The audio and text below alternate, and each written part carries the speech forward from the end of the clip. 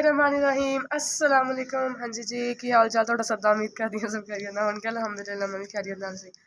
अच्छा जी गाइस, ते अज जेह्ड़ा ना मैं अपनी लुक चेंज करना चाह रही सी क्योंकि मैं जेह्ड़ी आ लुक आ ना एह्दे तो मैं बोर हो गई सी।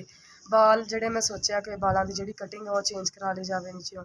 बाल नीचेओ खराब होई जंदे सी ते मैं सोचेआ कि कटिंग ते कराउणी ऐ, नाल थोड़ी लुक चेंज हो जूगी। ते इंस्टा ते मैं थोड़ियां वीडियो वगैरह अपलोड करनियां सीगियां, नाले पिक्स लानियां सीगियां। ते मैं अज रेडी शेडी भी होवांगी, तुहानूं सारा दिखावांगे भी। ठीक हो गया, पहला बाल कटिंग कराने ते बाद च फिर जेह्ड़ा आपां रेडी होंदे हैं।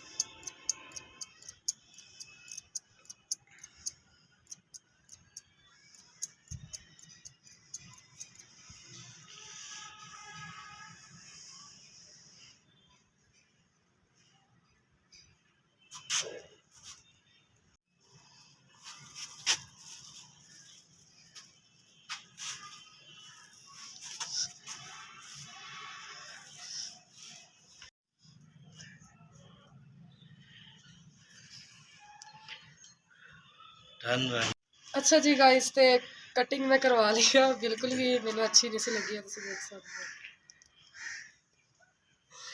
ते सैड भी सी क्योंकि बाल कटिंग हो गए, करवाना भी नहीं सी चाहती लेकिन करवा लिया। देख सकते हो, तुसीं दसना किद्दां दी लगी मेरी कटिंग। ते मेकअप वगैरह भी करवा लिया। हुण मैं अपनी जेह्ड़ियां वीडियो शूट करवाउण लगी आं, नाल पिक बनवाउण लगी आं। ठीक हो गया, तो मैनू लाजमी कॉमेंट से दसना कि मेरे बाल किद्दां दे कटिंग होए या किद्दां दे नहीं होए, लेकिन मैनू बिल्कुल पसंद नहीं आए। तो इंस्टा ते जेह्ड़ियां पिक यानी मैं लगाऊंगी ओह्दा लिंक मैं यूट्यूब च दे दूँगी। ठीक हो गया, तो लाजमी फॉलो करना मैनू, पिक्स नू देखना भी इंस्टाग्राम ते। ठीक हो गया, मिलदे आ तुहानूं अगले ब्लॉग दे विच। अल्लाह हाफिज़।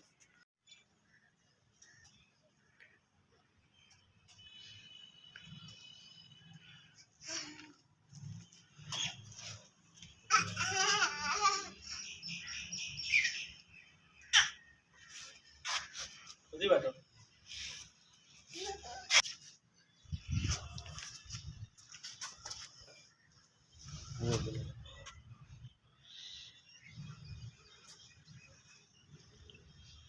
आई थोड़ी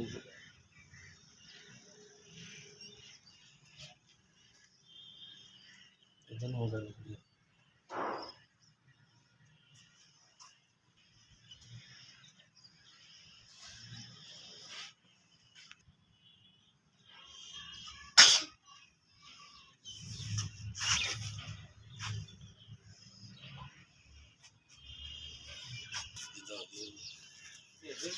मोटी है, मोटी से बैंड उतार मैंने घूम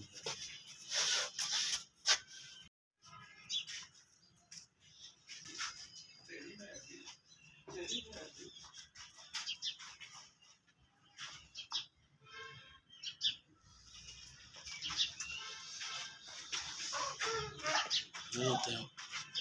हाँ गाँव से लागे पे लाते। हाँ इधर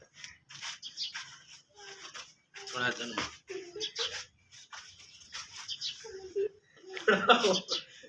इधर ना भी कर